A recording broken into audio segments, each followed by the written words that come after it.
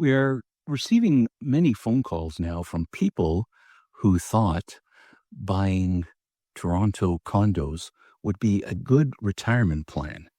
But in reality, the people calling us are finding that either they couldn't afford to close on the condo, or they have closed and they've rented it out, but the income is not enough to cover all their expenses. Either way, these people have in common financial problems, from immediate cash flow problems to being on the hook for hundreds of thousands of dollars for a condo that has been sold out from under them. So Brandon wrote a blog this week on Toronto's condo market and its decline in 2025 and what it means for people who thought they were making a smart decision for their retirement plan, but now find themselves hopelessly in debt. My name is Ira Smith, president of Ira Smith Trustee and Receiver, Inc. If you have any questions at all, either about this Brandon's blog or anything else, call either me or Brandon Smith. We would love to hear from you. I hope you enjoy the rest of this video and find the information helpful.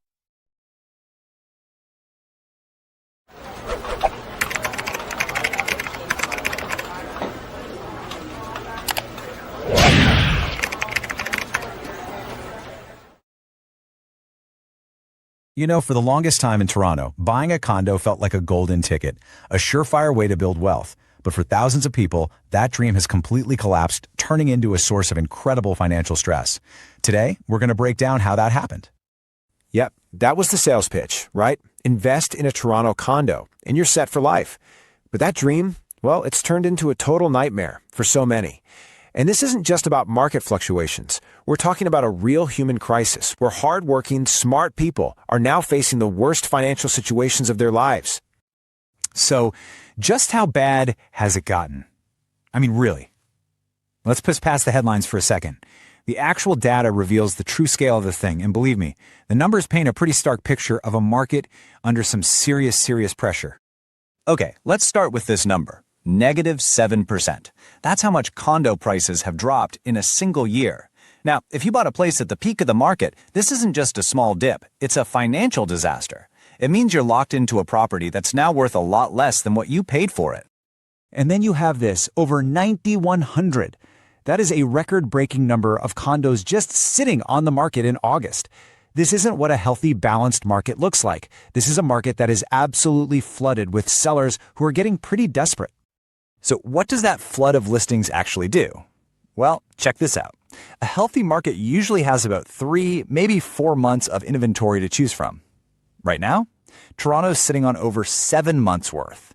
That massive oversupply isn't just putting a little pressure on prices, it's what's turning a small downturn into a major crash. Look, these stats are pretty shocking, but they're still just numbers on a screen. They don't really capture the whole story. What does a crash like this actually feel like for the people who are caught right in the middle of it? Because behind every single one of those data points, there's a person, a family, whose life has just been turned completely upside down. And we're not talking about high-flying speculators here. We're talking about everyday people, teachers, nurses, people planning for retirement, who just thought they were making a safe bet on their future. Let me tell you about Maria. She's a 52-year-old teacher. A few years back in 2021, she did what so many people did. She bought a pre-construction condo and poured her entire life savings into the deposit.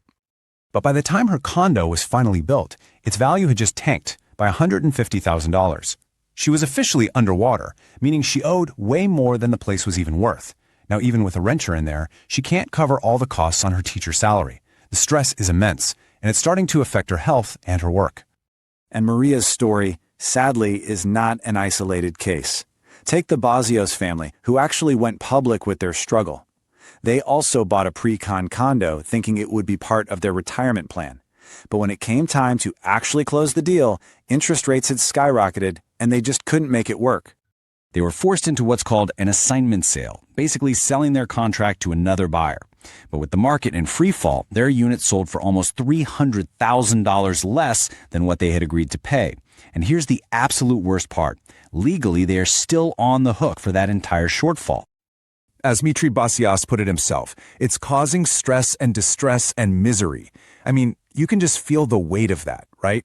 This isn't just a number on a spreadsheet. It's a devastating blow that impacts every single part of a person's life. And that story is being repeated all over the city. Okay, so how on earth did we get here? How did a market that seems so unstoppable just crumble? Well, it wasn't one single thing. It was more like a perfect storm of economic pressures that all hit at the exact same time. It all really kicked off with one of the fastest, most aggressive interest rate hikes we've ever seen in Canada. Look at this timeline. In just over a year, the Bank of Canada's key rate went from basically 0 all the way up to 5%. Mortgages became insanely expensive, almost overnight, and that just crushed affordability for so many people. But that was just one piece of the puzzle. At the same time, you had this massive oversupply. We're talking over 24,000 new condos hitting the market right when demand fell off a cliff. And the investors, the people who made up like 60% of buyers, they vanished. Add in some general economic jitters and worries about jobs, and you've got this vicious cycle of fear that just slams the brakes on the entire market. And all of this together created what we can call the pre-construction trap. It's a really nasty situation. People agree to buy a condo at a certain price years in advance, assuming the value will only go up. But then, bam, the market turns. And by the time they have to get a mortgage, the place is worth way, way less. They're trapped with a massive debt they never saw coming. It's really the engine of this whole crisis. It's a really tough picture, I know. But we're not just here to talk about the problem. We want to look at a path forward. So what are the warning signs you should be looking for? And more importantly, what can you actually do if you find yourself in this kind of situation? Okay, so here are some big red flags. Ask yourself these questions.